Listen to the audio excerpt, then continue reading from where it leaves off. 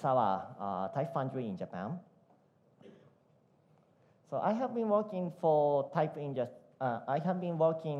in type industry for almost 10 years, and attending the conference is the most exciting moment. It's always exciting moment for me, especially in overseas conference like BEATS or the conferences.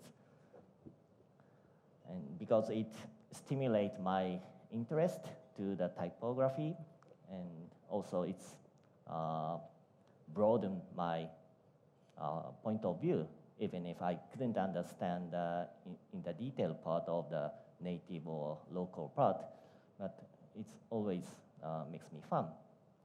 And today we're gonna talk about Japanese type design, and I hope it will be some of help you to hit the new idea. And additionally, this is his first English presentation in the public. So I appreciate your kind and warmful acceptance in advance. So are you ready? Yeah. Yeah. Thank you. Okay. Hello everyone. I'm Tetsuta Onishi from Japanese Font Foundry in Morisawa. Today, I'm going to talk about Japanese writing system, especially focusing on Kana script.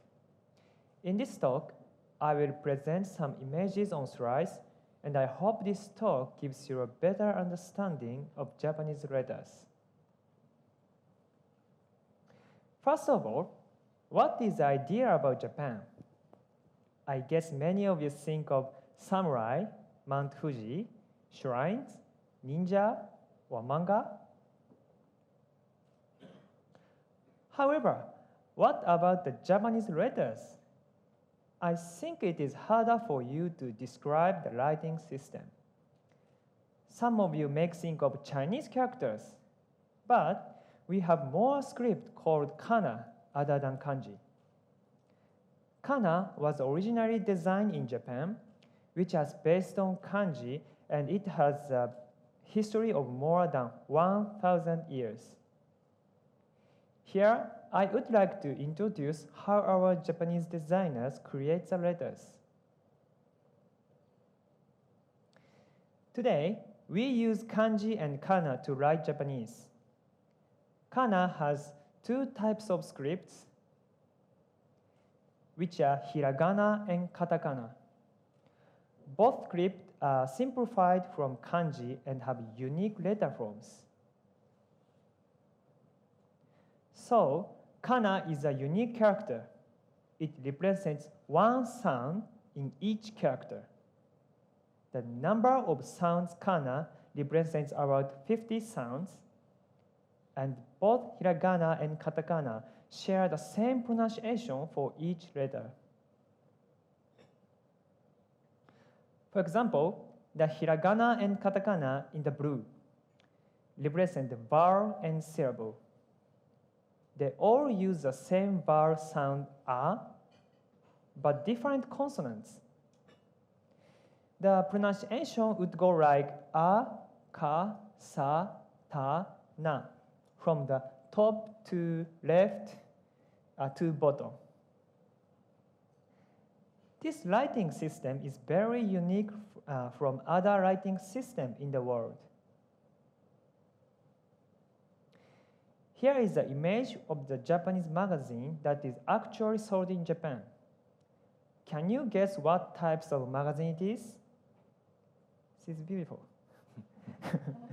Yes, it is a fashion magazine. Kana is used in various scenes currently in Japan. To write in Japanese, we use basic kanji and hiragana to write the text, and use katakana to write words from other countries. Can you find kana in the image here? Here, I have marked letters in color.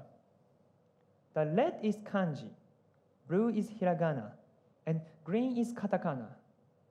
Hiragana is used between kanji and katakana.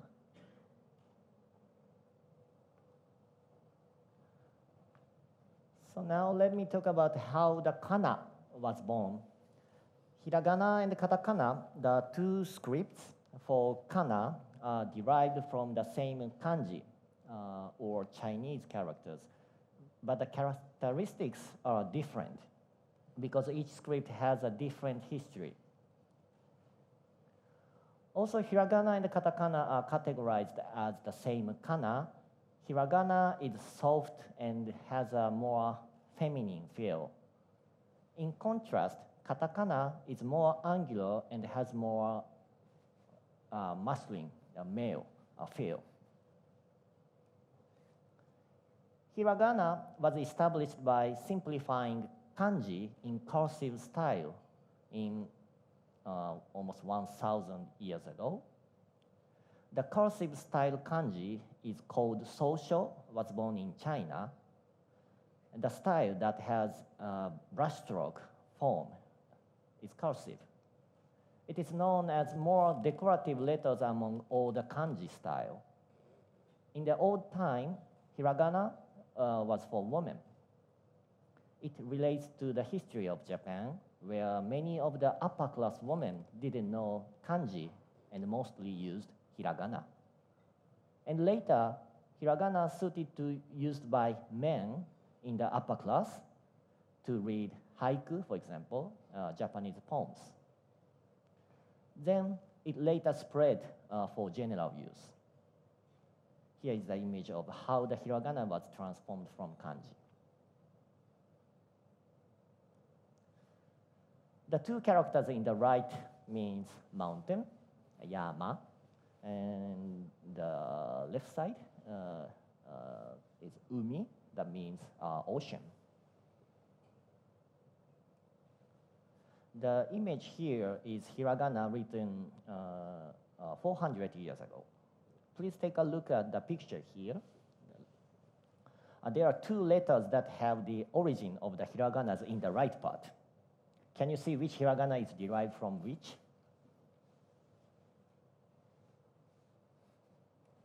The answer is these characters. In the closer image, I think you can see the sense of original characters. As the original kanji were in a cursive style, hiragana consists of curved lines and represents the softness and of the beauty of the woman, which is different characteristics from kanji.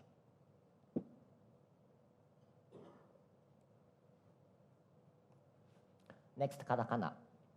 Katakana was used by monks to read the kanji or Chinese characters, imported documents. So it has some more symbolic, and the letter forms consist of straight lines like kanji. Same as the original use of back in times, katakana is used to write words and names of foreign countries. Different to hiragana, katakana is designed from the parts of kanji and the standalone letters. Again, let's take a look at how the katakana changed its letter forms. The two characters at the right mean time, toki, and the two characters at the left, fumi, means letters.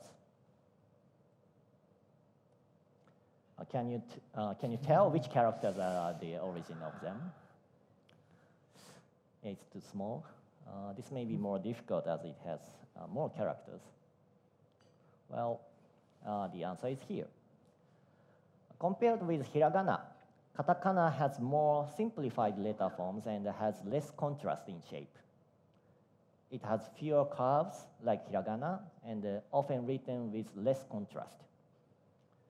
This masculine feel and symbol-like feel is the characteristics of katakana.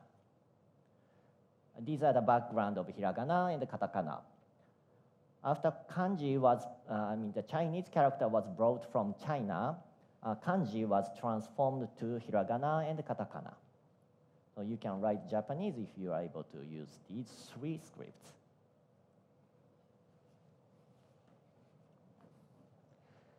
From now, I will explain how our designers in Morisawa design letters and points we pay attention.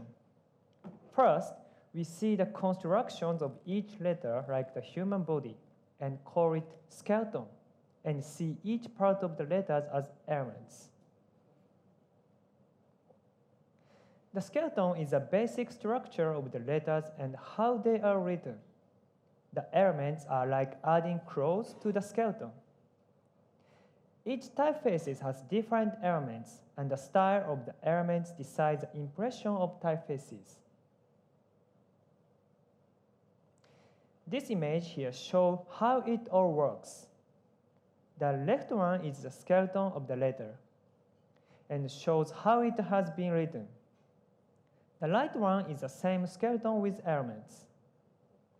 So, let's take a closer look at the skeleton and the elements. First, the skeleton. Skeleton is the essential constructions of the letters, and the style is different in each typefaces. Skeleton plays an important role to show the movement and the flow of the strokes. For example, these two are both Mincho style, but has different skeletons, so you would have different impression for each. As you can see, the skeleton is related to the structure of typeface, and designing a skeleton is a very important part of designing Japanese typefaces, as it decides the character of a typeface. The skeleton of hiragana has more curved strokes and complex structures. In contrast, katakana is more simple, and we pay more attention to the space than hiragana. Also, skeletons affect letter forms. By adding elements to a skeleton, like giving claws to them, the process of the designing Japanese typefaces completes. We have a variety of style of elements from classic ones to unique ones.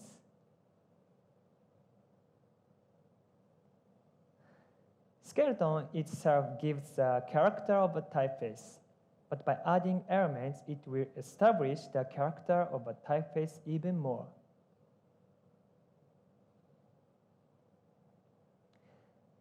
Elements can work to complete the style of each typeface. For example, if two typefaces share the same skeleton, they can have different characteristics with the different elements.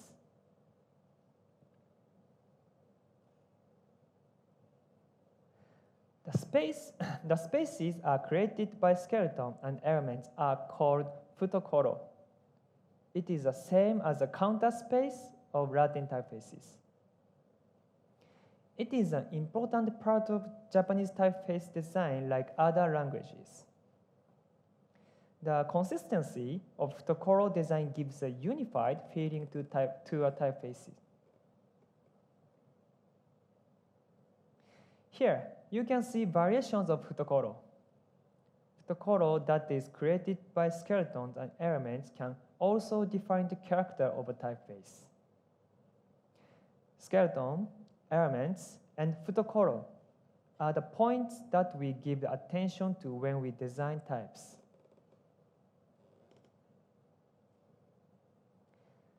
So now, I will show you how we design Japanese typefaces.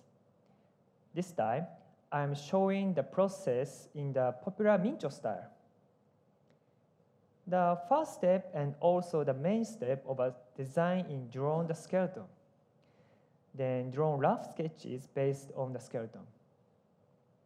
The sketches can be drawn either on the same of different papers where a skeleton is drawn. In the last phase, we refine the sketches one by one.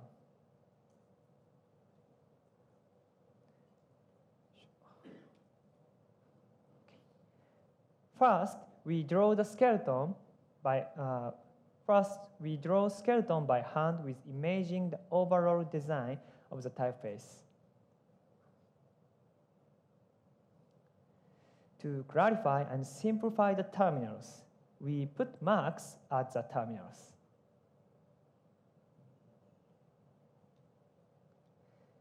It can avoid the lines to go wrong directions. He's nervous. It's you. Yeah, it's me. Okay. Okay. Next, add elements to the skeleton. Start from the rough drawing by hands. At this point, some blurry lines can be ignored. But drawing too many lines can be confusing for the later when refine the final drawing.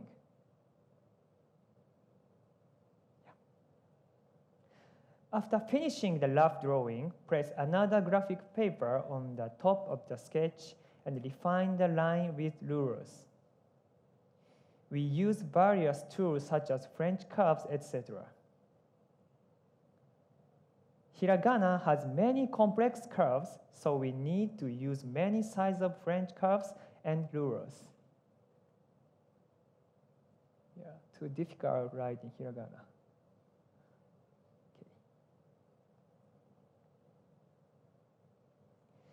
This is the hand-drawn design phase. The video of the process was one of the general examples of how we design in Morisawa. Each designers have their own style. The most important thing is that each designer understands the essential of the characters and reflect them to the design.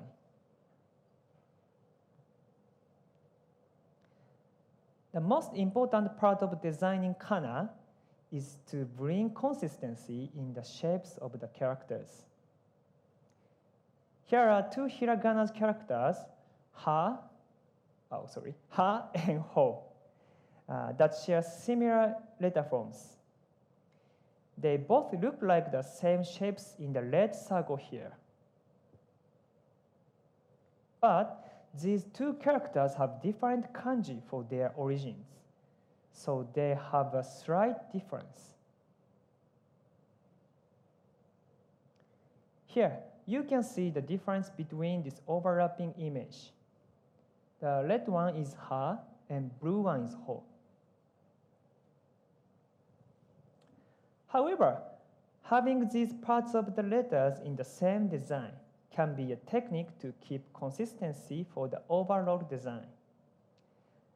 This is often seen in sans serif design, which has less handwriting feel and has more geometric. Today, I introduce the unique Japanese scripts, how they work, and its history, and the process of how we design them. Kana script is only used in Japan, and its history and background are not well known even in Japan. I hope my presentation with the slides gave you an idea of the script and design. Lastly, I would like to mention about my company. It's important. Yeah. Yeah, you can see our CEO's talk at Typefaces Tokyo on YouTube. Our CEO, Akihiko Morisawa, talked about the history of Morisawa. You can access from the URL or the QR code. If you are interested, please watch the video. Thank you so much. Thank you. Thank you.